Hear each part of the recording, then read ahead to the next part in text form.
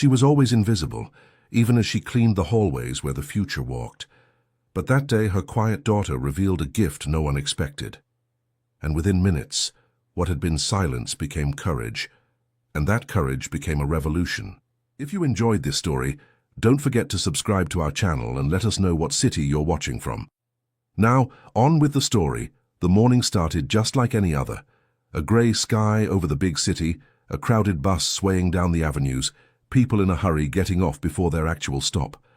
Maria held her daughter Laura's hand tightly as she carefully descended the bus steps, balancing a worn-out purse on her shoulder and trying not to trip. The girl was 9. 9 years of dark, quiet eyes, the kind that seemed to hold more thoughts than words. The backpack on her shoulders was faded, patched in 2 places with thread that didn't match the fabric. But it still worked. It still held on, just like the 2 of them. Maria looked at the mirrored skyscraper in front of her, that glass giant that reflected the sky without ever truly touching it, and felt the familiar tightness in her chest. Almost 10 years working there, 10 years entering through the service door, pushing the cleaning cart through empty hallways before the executives arrived, wiping away traces of meetings she would never attend, emptying trash cans, full of papers that decided fates that would never include hers.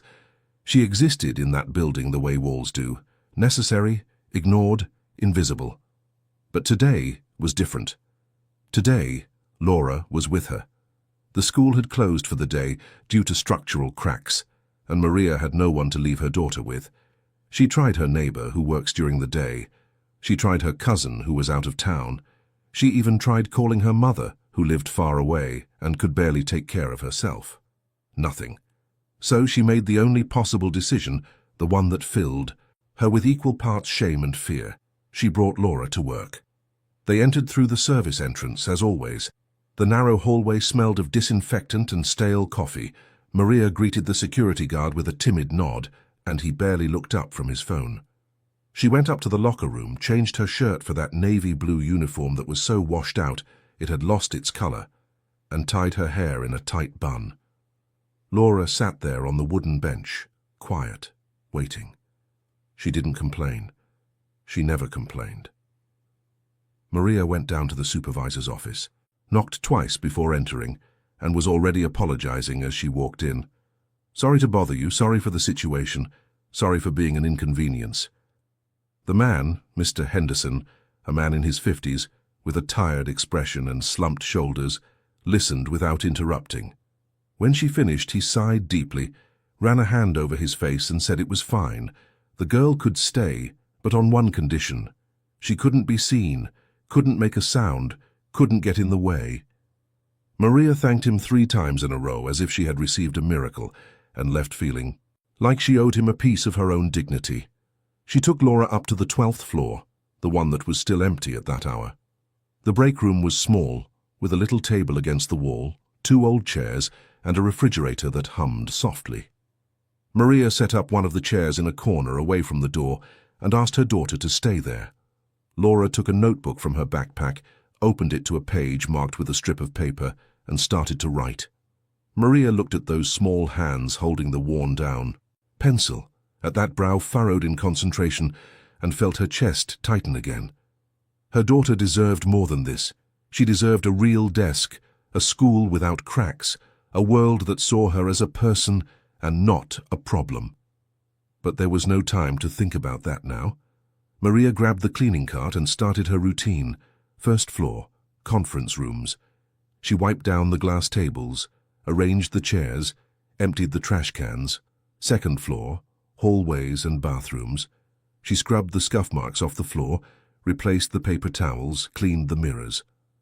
3rd floor, break rooms, and common areas. She washed the mugs left in the sink, cleaned the splatter-filled microwave, swept the crumbs from under the tables. And so it went, floor by floor, hour after hour, as the building slowly woke up around her.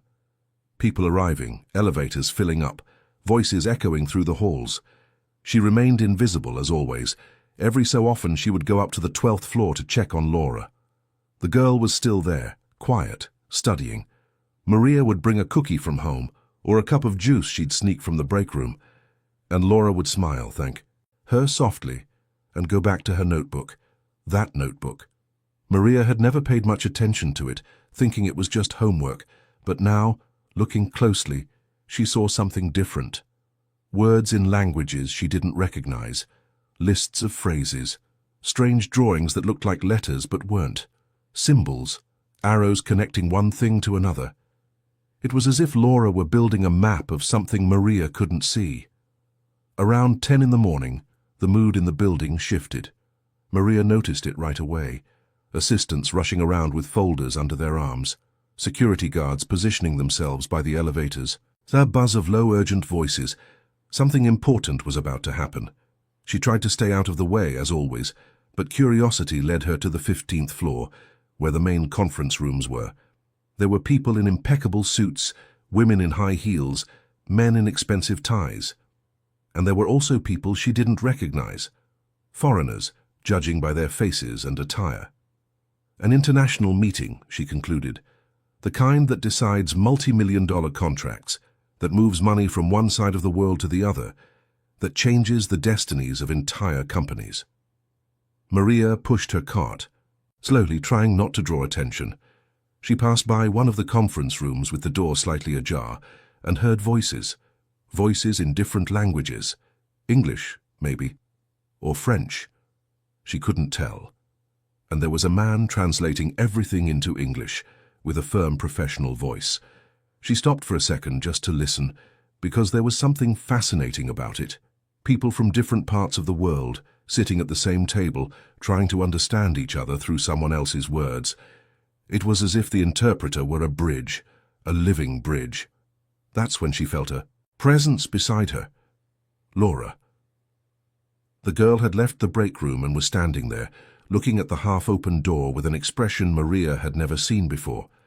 Absolute concentration, fixed eyes, bated breath.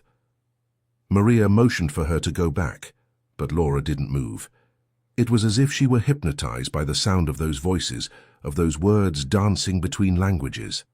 Inside the room, a man was speaking in a guttural language, full of harsh sounds. The interpreter was translating, explaining figures, deadlines, conditions. The American executives nodded, took notes, asked questions. Everything seemed to be flowing smoothly until Laura, very quietly, almost in a whisper, murmured something. Maria didn't understand what it was. She didn't recognize the words, but inside the room someone heard. A man in a dark suit, with perfectly combed grey hair and an ice-cold expression, raised his hand and called for silence. Everyone stopped talking. He turned toward the door and asked, in heavily accented English, who was out there. Maria's heart sank. She pulled Laura back, tried to move away, but it was too late. The door swung open forcefully and a tall man in a grey suit with a furious expression appeared in the hallway. Maria recognized him immediately. Richard Thompson, an executive director, one of the company's top bosses, the kind of man who looks at people and decides, in half a second, who deserves respect and who deserves contempt. And in that moment, his gaze was pure contempt. He saw Maria, the cleaning cart, the worn-out uniform. He saw Laura, the old backpack, the frightened eyes, and something in him twisted with disgust, as if poverty were a contagious disease. "What are you two doing here?" he asked, but it wasn't a real question. It was an accusation. Maria tried to explain, tried to say she was just passing by, that she wasn't listening to anything, that her daughter had come with her because she had nowhere else to go. But the words came out jumbled, weak, powerless. Fear was swallowing her whole. Richard didn't care. He started speaking loudly so everyone in the room could hear. He said this was a confidential meeting, that sensitive information was being discussed, that their presence was a serious breach. He said Maria was spying, that she was jeopardizing multi-million-dollar contracts, that she would be fired on the spot. His voice was a razor, cutting slowly with pleasure. Maria trembled. Her legs felt weak. She thought about the late rent, the nearly empty refrigerator, the bills she couldn't pay. She thought about Laura, about school, about a future that was already so uncertain, and she couldn't say anything. She just stood there, head down, waiting for the final blow. That's when Laura took a step forward. It wasn't an act of rebellion, not insolence. It was instinct. An instinct to protect her mother, to not let her stand alone in the face of that humiliation. The grey-haired man, the foreign investor, came out of the room and approached. He looked at Laura with curiosity, like someone looking at a puzzle. "Was it you who spoke?" he asked, in his thick accent. Laura looked at her mother, asking for permission with her eyes. Maria didn't know what to do, she just wanted it to be over. Richard laughed, a mocking, venomous laugh. "This is a circus," he said. "A child? Seriously, are we going to waste time on this?" The entire room waited for the shame, the embarrassment, the confirmation that people like Maria and Laura didn't belong there. But then Laura opened her mouth, and what came out was something no one expected. She spoke in the investor's own language, fluent, clean, without a stutter. She said there was an error in the translation, that the figures were swapped, that it wasn't 15, it was 50, that the mistake was in the numbers and could destroy the deal. The silence that fell over the hallway was as heavy as lead. The interpreter turned pale. Richard tried to laugh again, but the sound came out strangled. The investor couldn't take his eyes off Laura. He asked her to repeat it. And she did. Then she switched languages. English to summarize, French to elaborate, German to discuss deadlines, and then others, Mandarin, Japanese, Russian, Italian, Spanish, one by one, with clarity, with context, with intent. This wasn't memorization. It was real understanding. The room that had been laughing was now holding its breath. Richard tried to interrupt, to call it a fraud, a performance, but the investor raised a hand, and he fell silent. The man knelt in front of Laura, getting down to her level, and asked how she had learned all of this. Laura looked at her mother again. Maria, her eyes filled with tears, nodded, and then Laura told them.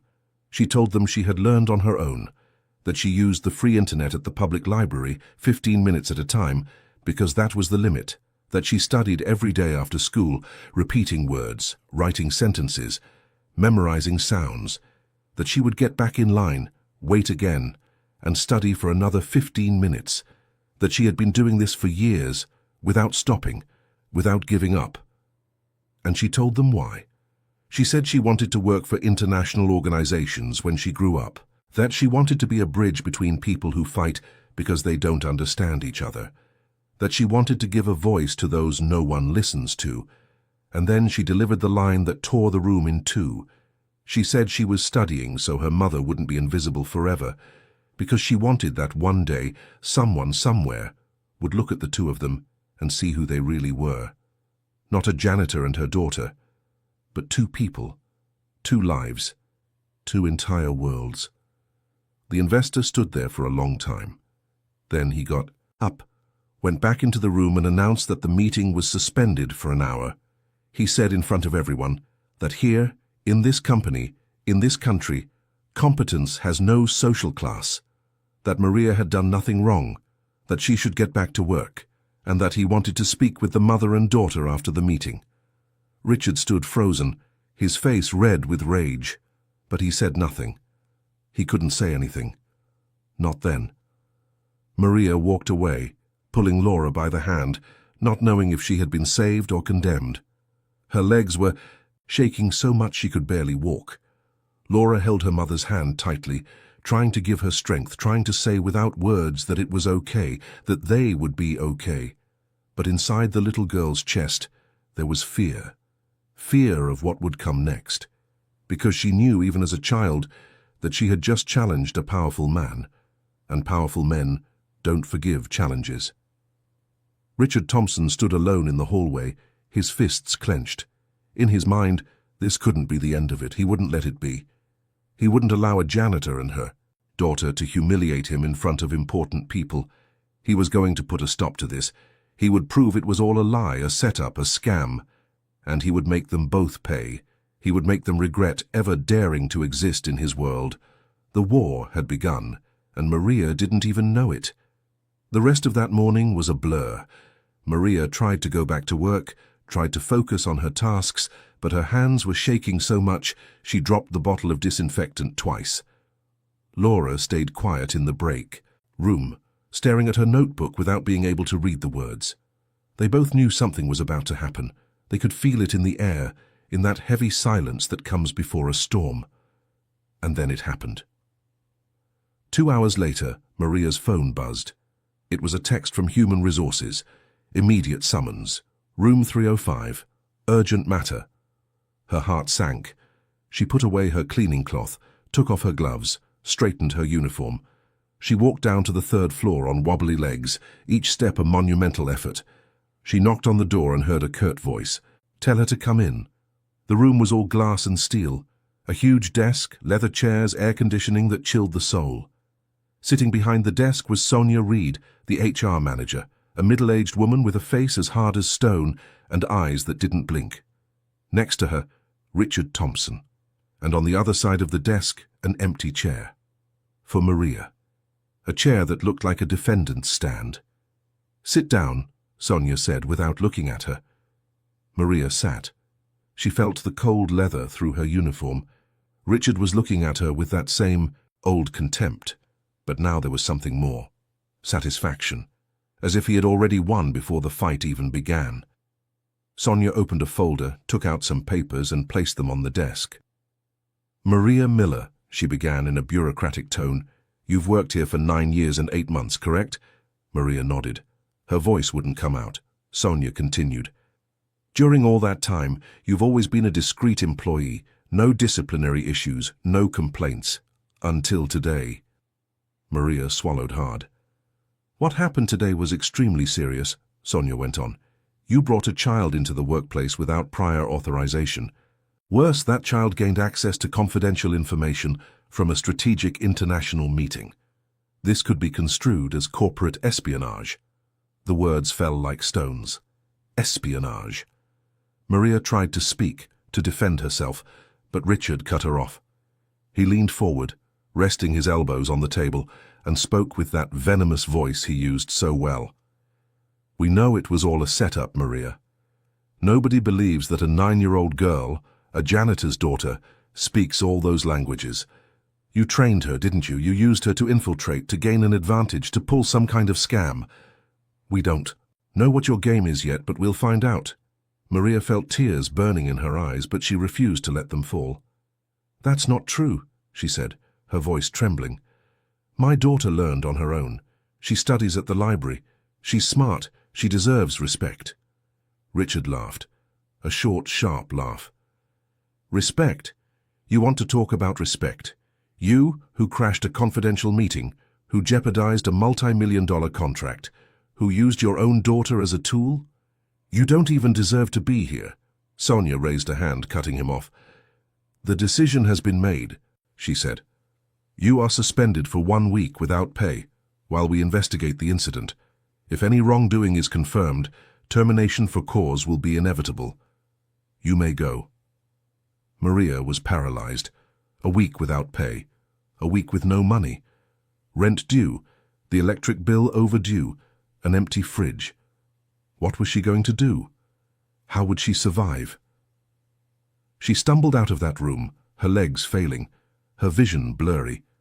She went up to the 12th floor where Laura was waiting. The girl saw her mother's face and understood everything. She ran to her, hugged her tightly, tried to hold back her tears but couldn't.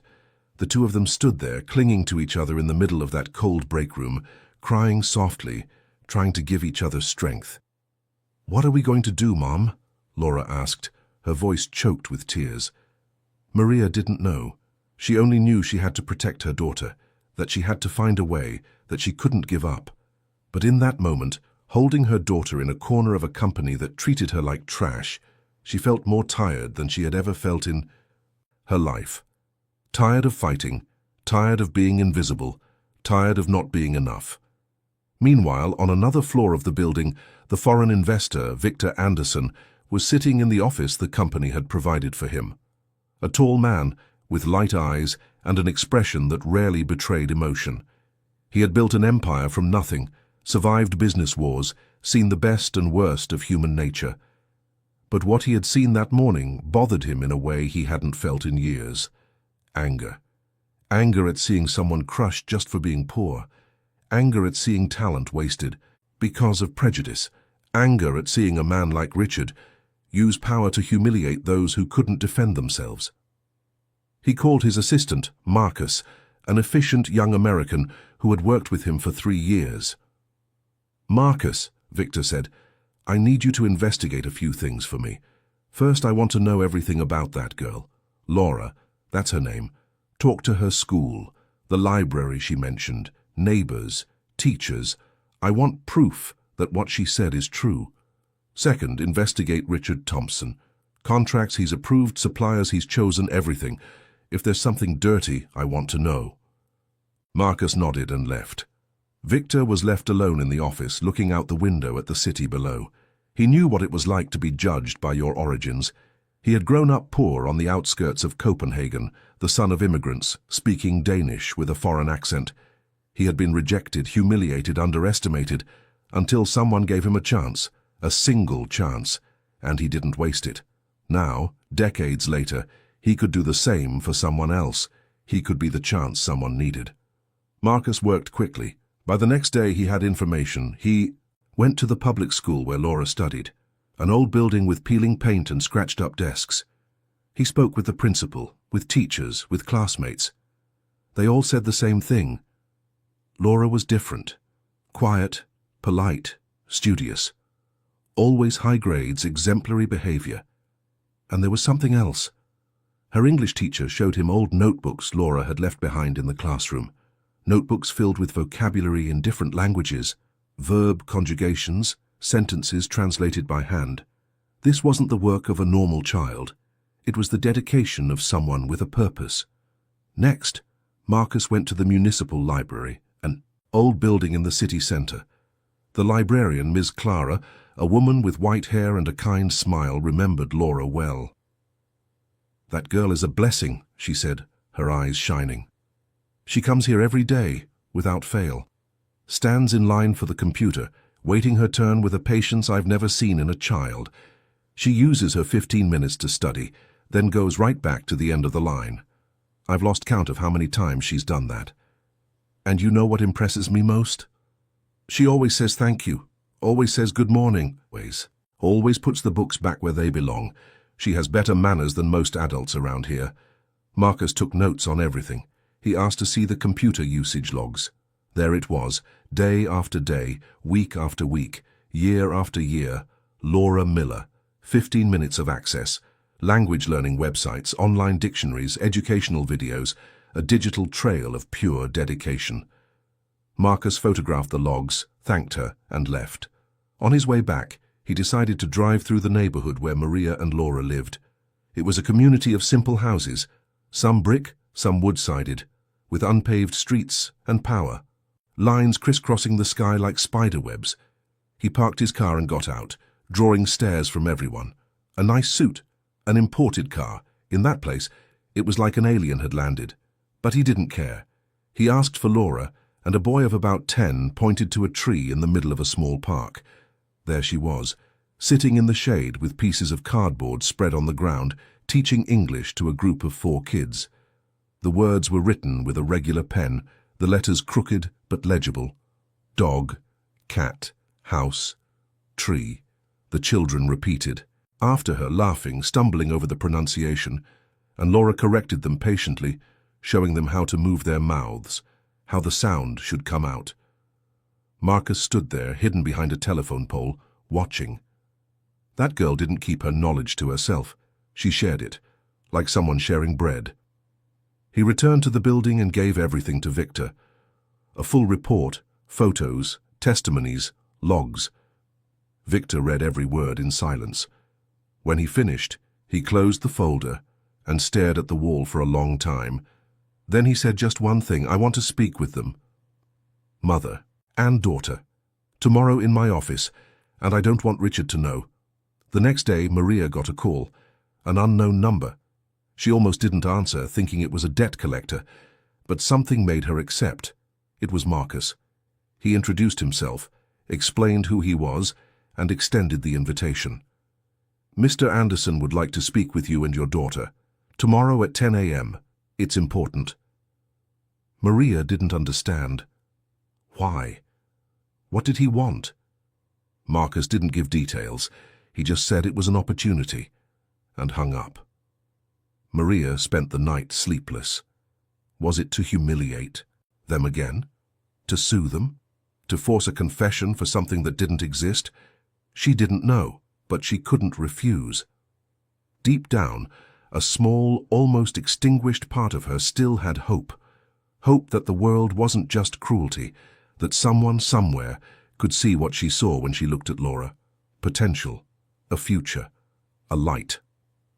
On the appointed day, the two of them entered the building through the front door. Not the service entrance, the front. Maria held Laura's hand tightly, and they rode the elevator up to the 20th floor where Victor's temporary office was. Marcus greeted them with a kind smile and led them into the room. Victor was standing looking out the window. When they entered, he turned. "Please, have a seat," he said. They both sat. Laura with her backpack in her lap, Maria with her hands trembling. Victor sat in front of them, with no desk between them, no barriers. "I did some research," he began, looking directly at Laura. "I spoke with your teacher, with the librarian, with people from your community. And I found that everything you said was true. You are real, your talent is real, and so is your courage." Laura said nothing. She just looked at her mother, seeking reassurance. Maria squeezed her daughter's hand tighter. Victor continued. "I want to make you a proposal, a full scholarship to an excellent private school, all school supplies included, support to develop your talent, and all of this without separating the two of you. Your mother can continue working here if she wants, but in a different role. Or she can look for something else. It's up to you. I just want to give her what the world is trying to deny her, a chance." Maria couldn't hold it. The tears fell uncontrollably, streaming down her face, dripping from her chin. Laura hugged her mother, crying too, and they just held each other, releasing years of pressure, of struggle, of exhaustion. Victor waited. He didn't rush them, didn't interrupt. He just waited. When they had calmed down, Maria looked at him and asked, her voice choked with emotion, "Why? Why are you doing this?" Victor smiled, a small, almost sad smile. "Because someone did the same for me, a long time ago, and because I saw something in your daughter's eyes that is too rare to be wasted. Fire, the kind of fire that changes the world if we let it." Maria accepted. She accepted, trembling, believing and doubting at the same time, but she accepted. Laura smiled for the first time in days, a real smile, the kind that lights up a whole face. And in that moment, in an office on the 20th floor of a building that had always ignored them, the two of them felt something they hadn't felt in a very long time. Hope. But Richard's war wasn't over. On the contrary, it was just beginning. He had already spread rumors throughout the entire company. Fabricated stories, well-told lies, distilled poison, that Maria was using her daughter to seduce important men, that it was a scam, that it was a setup, that none of it was true, and many people believed him, because it's always easier to believe the worst about those who are already down. Richard knew this, and he used it as a weapon. He wasn't going to let them win, not as long as he had power, and he still had a lot of power. The new school was everything Laura had never imagined. A huge white-painted building with green, lawns that looked like carpets, classrooms with air conditioning, smartboards, computers for every student, a library with thousands of books, a covered gym, science labs. It was like stepping into a dream. But dreams sometimes have nightmares hidden inside them. On the first day, Maria walked Laura to the gate. They hugged tightly, and Maria whispered in her daughter's ear, "You deserve to be here. Never forget that." Laura nodded and went inside. The worn-out backpack felt heavy on her shoulders, but she kept her head held high. She walked through the wide hallways, observing the other children. Designer clothes, expensive sneakers, backpacks that cost what Maria earned in a month. Laura felt the chasm between her and that world, a chasm that no scholarship could fill. The teacher introduced her to the class. "This is Laura, our new classmate.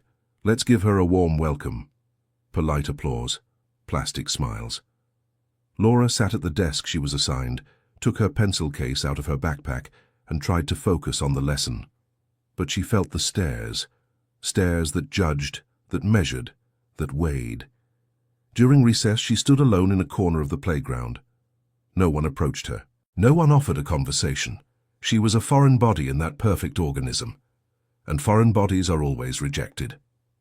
In the following days, the situation worsened.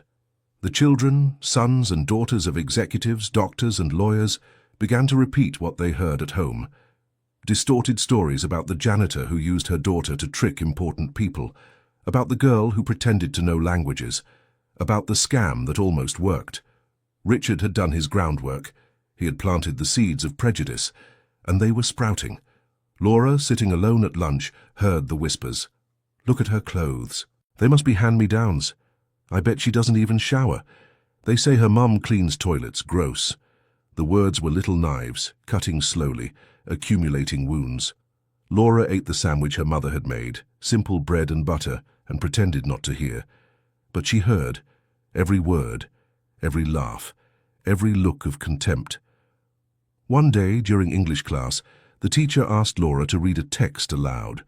Laura read, fluent, with perfect pronunciation, without stumbling. The teacher praised her, impressed. But when Laura returned to her desk, she found a crumpled note inside her backpack. You must have memorized. It trying to fool us again. She put the note in her pocket and continued with the class, but her hand was shaking. The situation reached a breaking point on a rainy Tuesday. Laura had left her backpack in a corner of the classroom while she went to the restroom. When she came back, she found her notebooks thrown on the floor, pages torn, the old dictionary that was her treasure stomped on, its cover smeared with mud. 3 girls were standing nearby, laughing. Look, it's broken, just like her story. It's all fake. Laura bent down, picked up the pieces, tried to hold back her tears. Teachers walked by in the hallway, but they didn't see. Or they pretended not to, because deep down, they also had their doubts. They also thought Laura didn't belong there. If you were in Laura's shoes, would you have reported the bullying or kept it to yourself to avoid worrying your mother? Let us know in the comments. That night, Maria noticed the change. Laura, who always talked about school, now answered everything with monosyllables. Is everything okay, honey? Yeah. How was school? Good. Made any friends? No. The answer came out dry, emotionless. Maria tried to press, but Laura said she was tired and went to her room. She lay on her bed, hugged her pillow, and cried softly, so her mother wouldn't hear. She cried for the injustice, for the loneliness, for the feeling of never being enough. She cried because she had proven she was capable, but the world still treated her like an imposter. Maria stayed in the living room, staring at the closed bedroom door, her heart aching. She knew something was wrong. She knew her daughter too well not to notice, but she didn't know how to help. How to protect Laura from an invisible enemy that was inside that school, disguised as education and opportunity. The days dragged on. Laura kept going to school, but every morning was a battle. She would wake up early, put on her uniform, pack her bag, and leave the house with a weight in her chest that no 9-year-old should have to carry. Maria would walk her to the gate, hug her tight, and say the same words, "You deserve to be here." But the words were starting to sound empty, because Laura didn't feel like she deserved anything. She just felt tired. A week later, the situation exploded. Laura was in the school library studying alone when a group of boys approached. They had heard their parents talking about the scandal at the company, about the janitor and her daughter, about the investor who had fallen for the scam. One of the boys, the son of an executive who was friends with Richard, poked Laura in the shoulder. "Hey, faker, how much is your mum making off this?" Laura didn't answer. She just kept looking at her book, but the boy persisted. "I bet she trained you, right? Forced you to memorize everything, so you could get rich. You're parasites." Laura slammed the book shut. She stood up, looked at the boy, and said in a firm voice, "My mother never trained me. I learned on my own, and we're not parasites, we're hard workers." The boy laughed. "Hard workers? Your mom cleans toilets. That's not work. That's failure." Laura felt something snap inside her. She raised her hand and slapped the boy across the face. It wasn't hard. It was instinctive. But it was enough. The boy yelled. Teachers came running. Laura was taken to the principal's office. Maria was called. When she arrived at the school, she found her daughter sitting in a chair, her eyes red and her face shut down. The principal explained what had happened. "Violence is not tolerated here," she said in a harsh tone. "Laura will be suspended for 3 days. Maria tried to explain, to tell her about the bullying, about the taunts, but the principal cut her off. "The reason doesn't matter. Violence is violence." Maria left, holding Laura's hand, shaking with anger and helplessness. They walked home in silence. When they entered the small room that was their world, Laura finally broke down. "I'm sorry, Mom. I'm sorry I hit him. I'm sorry I failed." Maria hugged her daughter tightly and said, "You didn't fail. You defended yourself, and that will never be wrong." But that night, while Laura slept, Maria made a decision. She sat at the small kitchen table, a cup of cold tea in her hands, and thought about everything. The humiliation, the suspension, the bullying, her daughter's loneliness. And she came to the conclusion that it wasn't worth it. She would rather have poverty with peace than victory with suffering. She would rather have Laura, happy in a public school, than broken in an elite one. The next day she would call the investor's assistant and turn down the scholarship. She would take Laura out of that place. She would protect her, even if it meant giving up the brilliant future they had been offered. But before she could make the call the next morning, her phone rang. It was a number from the company. Maria answered with a racing heart. A polite female voice said that she and Laura were to report to the company at 10 a.m. "Attendance is mandatory, urgent matter." Maria asked why, but the woman just repeated, "Attendance is mandatory," and hung up. The fear returned. Maria looked at Laura, who was eating breakfast, and thought, now what? What do they want? Are they going to sue us over the slap? Are they going to take away the scholarship? Are they going to blame us for everything all over again? She had no answers, only fear and exhaustion, and the feeling of being pushed toward a cliff without knowing what was at the bottom. The two of them got ready in silence. Maria put on the nicest clothes she had, a pair of black pants and a simple white blouse. Laura wore her school uniform because she didn't have any other nice clothes. They took the bus to the building. They entered through the front door again, but this time without hope. Only resignation. The security guard directed them to the main auditorium on the 22nd floor. When they got there, Maria froze.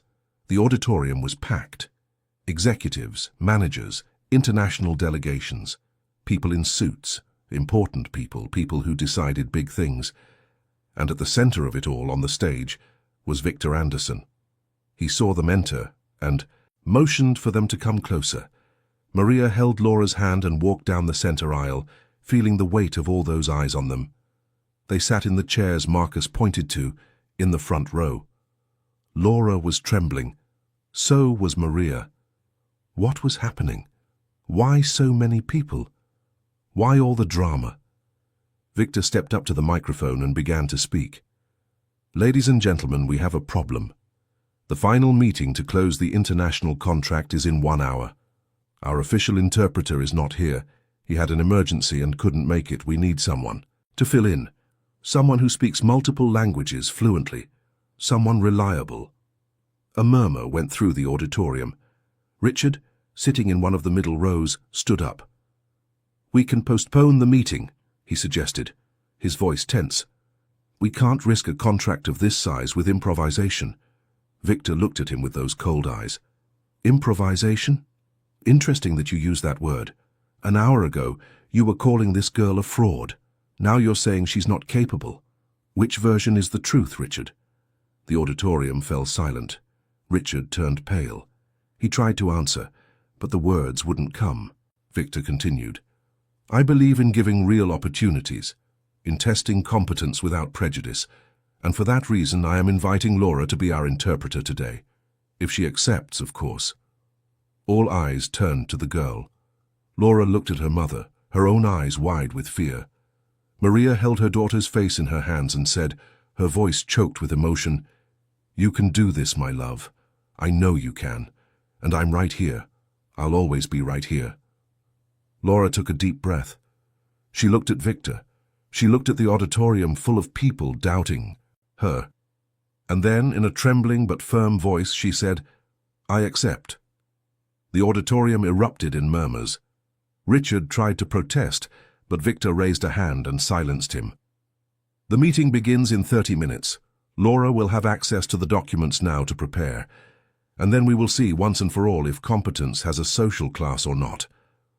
Marcus took Laura to a room on the side, handed her the negotiation documents, and explained the context. Laura read everything carefully, taking notes, memorizing technical terms. 30 minutes later, she returned to the auditorium. And the impossible began. For over an hour, Laura translated negotiations between American executives, European investors, and Asian representatives. English, French, German, Mandarin. She switched between languages naturally, maintained context, captured nuances, adjusted her tone. It wasn't robotic, it was precise. The foreign executives began to look at each other, impressed. One of them, an elderly Japanese man with white hair, asked Laura a technical question directly, in Japanese, testing her. Laura answered fluently with the appropriate cultural respect. The man smiled and nodded in approval. The meeting flowed, numbers were discussed, clauses adjusted, deadlines agreed upon. And in the end, the contract was signed. Tens of millions of dollars. Signed with the help of a 9-year-old girl the world had tried to erase. When the last signature was on the paper, the foreign executives stood up and applauded Laura. One by one, they shook her hand, thanked her, praised her. The entire auditorium rose to its feet. Even those who had doubted now applauded. All except one, Richard Thompson. He remained seated, his face white, his fists clenched, knowing he had lost. Laura came down from the stage and ran to her mother. They hugged, crying, laughing, shaking. Maria whispered in her daughter's ear, I always knew you were special. Laura buried her face in her mother's shoulder and said, I just wanted you to be proud. And Maria, her voice breaking, replied, I've always been proud, from the very first day. Victor asked all the foreign guests to leave. When the auditorium had emptied, leaving only the company's employees, he had the doors closed. Now, he said, his voice sharp, we will address another matter. And Richard, who was already getting up to leave, felt the floor disappear from under his feet. The war was over, and he had lost. The projector lit up, illuminating the huge screen behind Victor. The room went dark, and the silence that settled was thick, heavy with anticipation and fear. Richard remained standing, frozen in the middle of the aisle between the rows of chairs, as if he had forgotten how to move. Victor looked at him for a long moment, and in that look was something everyone recognized. Justice was coming. Over the past 2 weeks, Victor began, his voice calm but cutting, my team has investigated some irregularities that caught my attention. Contracts approved without proper bidding, phantom suppliers, receiving multi-million-dollar payments, over-invoicing for construction projects that were never completed, and all of it linked to one person. He pointed to the screen. The first document appeared. A contract signed by Richard Thompson, approving the purchase of equipment for 3 times its market value. Richard tried to speak, but his voice came out hoarse, choked. That's a lie. It's been manipulated. Victor didn't even look at him. He continued. The supplier for this contract, he said, pointing to the name on the screen, is a company that exists only on paper. It has no physical address, no employees, and no history. But it has received $15 million over the last 2 years. And do you know who the real owner of this company is? Another document appeared. Bank records, wire transfers, names. One of them was Richard's cousin. Another, a former business partner. All connected to him. The auditorium was in shock.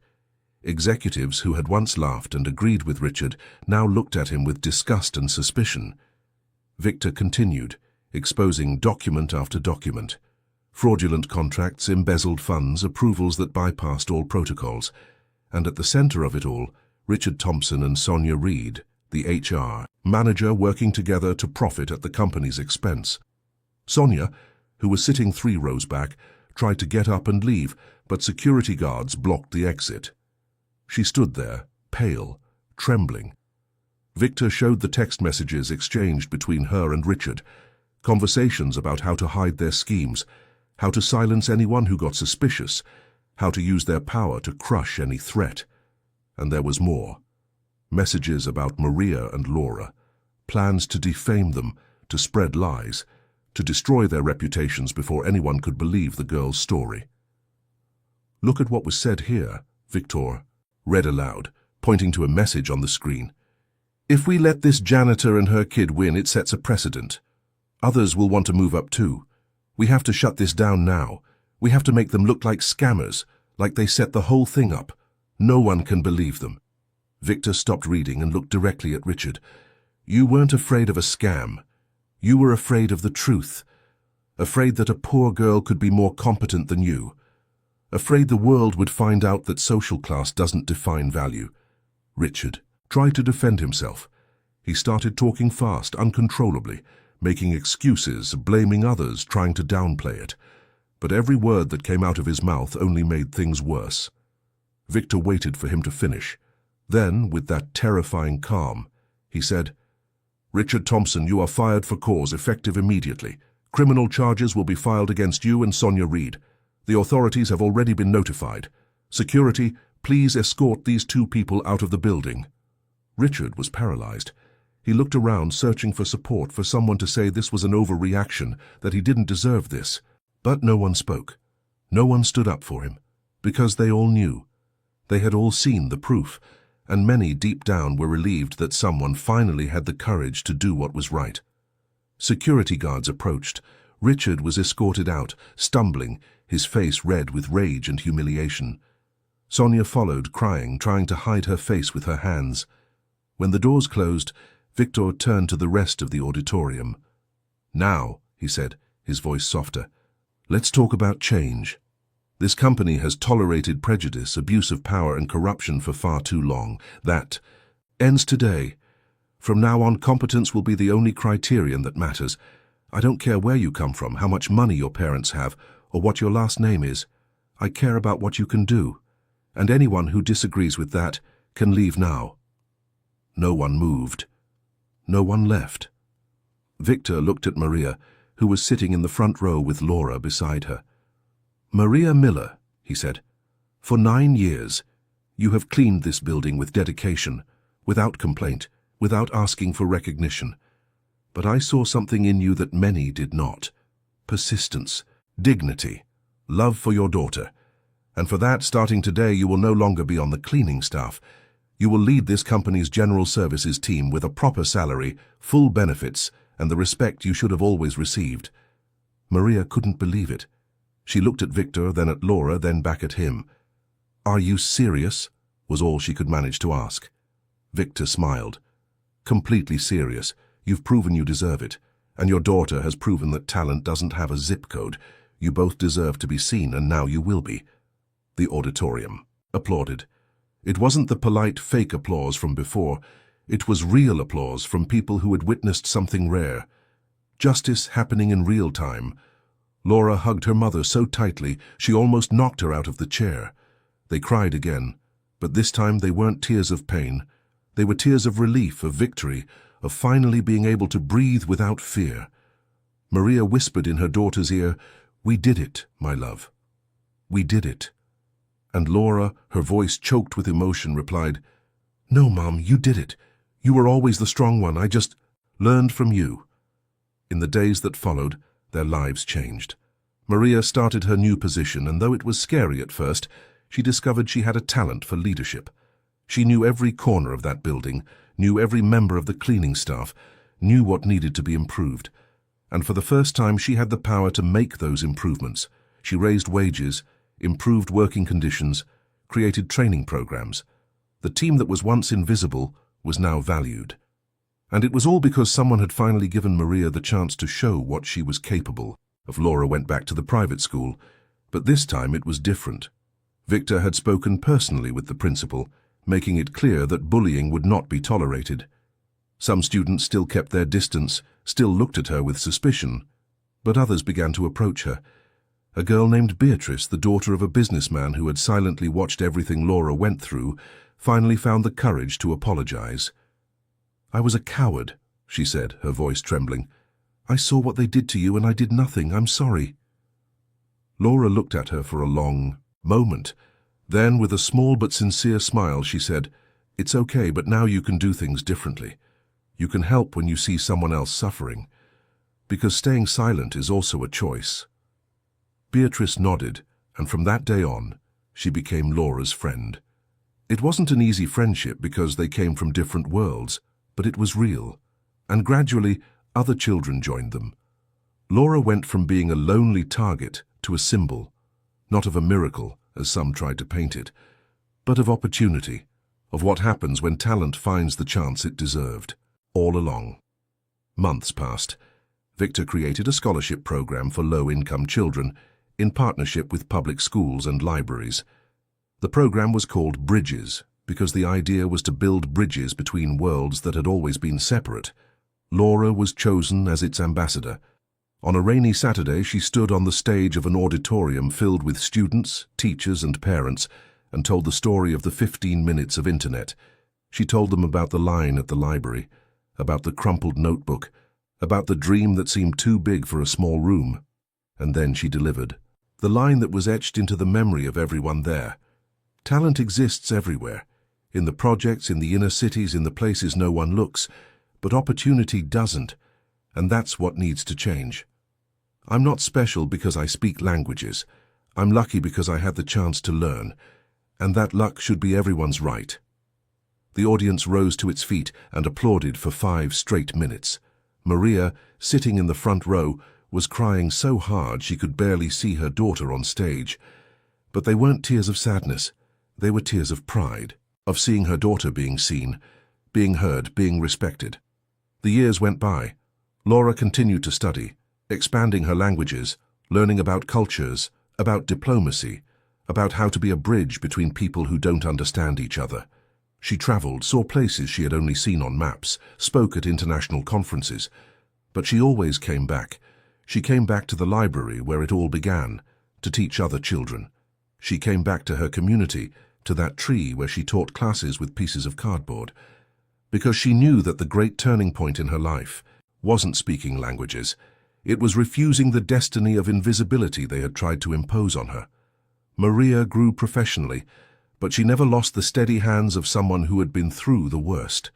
She knew where she came from, knew what it was like to be afraid of not having food the next day, knew what it was like to be treated as less than nothing, and she used that memory not for revenge, but to be better, to treat those just starting out with kindness, to give chances to those who never had one, to be the open door she herself had once needed. Victor, who had been judged for his own origins decades ago, saw in Laura a chance to give back to the world what had once saved him. The first open door. He knew he couldn't change the whole world, but he could change a few individual worlds, and sometimes that was enough. Years later, when Laura entered international youth programs, when she began working as an official interpreter at UN conferences, when she became a leading voice in intercultural communication, Victor was there, in the audience, applauding, knowing he had made the right choice. Richard Thompson, on the other hand, carried the weight of what he had done.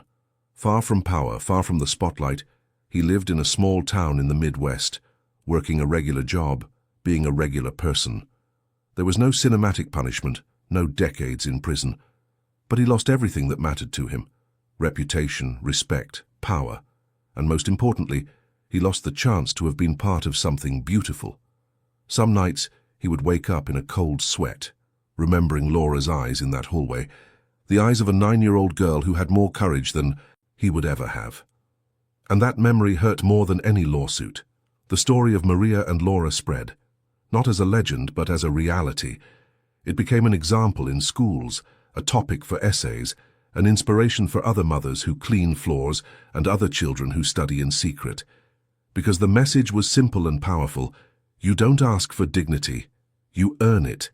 And talent has no zip code, no last name, no address.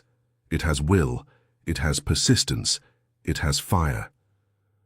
Years later, on a hot summer afternoon, Maria and Laura returned to that mirrored skyscraper where it all began. Not through the service entrance, through the front. They went up to the 12th floor, to that break room where Laura had hidden, quiet, studying in a corner. The break room was still there, but now it had a small plaque on the wall. The Laura Miller Educational Support Center. The space had been transformed into a place where employees could study, take courses, and seek training. All free, all accessible, all so that no one else would have to hide in a corner to learn. The two of them stood there side by side, looking at that place that held so much pain and so much fear, but now it also held hope. "Do you remember when I first brought you here?" Maria asked, her voice soft. Laura nodded. "I remember. I was so scared of bothering you, of getting in your way, of being a problem." Maria held her daughter's hand, and look where we are now. Not because we were lucky, but because we didn't give up, because we refused to disappear. Laura looked at her mother with that smile that still had a bit of a child in it. "And because you taught me the most important thing, Mum, that we don't need to ask for permission to exist. We already exist, and that's enough." The two of them hugged there, in that break room that was no longer a hiding place, but a symbol that change is possible, that justice sometimes wins, that love, courage, and persistence can tear down walls that seemed eternal. And when they left that building, hand in hand, the sun hit their faces with a good kind of strength, the kind that warms you from the inside. Maria was no longer invisible. Laura was no longer the hidden girl. They were two women, two forces, two lives that proved that the world can be cruel, but it can't take away what is essential: dignity. Because dignity isn't given, it isn't lent, it isn't negotiated. It simply is, and no one ever can erase it. Dear listeners, we hope the story of Maria and Laura has touched your heart. If you were moved by the journey of these two warriors, please click the like button, subscribe to our channel, and tell us in the comments what part of this story of courage, struggle, and dignity resonated with you the most. Every day we bring you intense stories like this one, stories that reveal the deepest side of the human soul, that show that talent knows no borders and that dignity doesn't ask for permission to exist. We want to hear from you. Which moment moved you the most? Was it Laura's courage in defending her mother? Was it Maria's transformation? Or was it justice finally being served? Share with us. Your opinion matters and helps us continue to bring stories that make a difference. We'll see you in the next episode with another story that will stir your heart and make you believe that change is possible when we don't give up on who we are.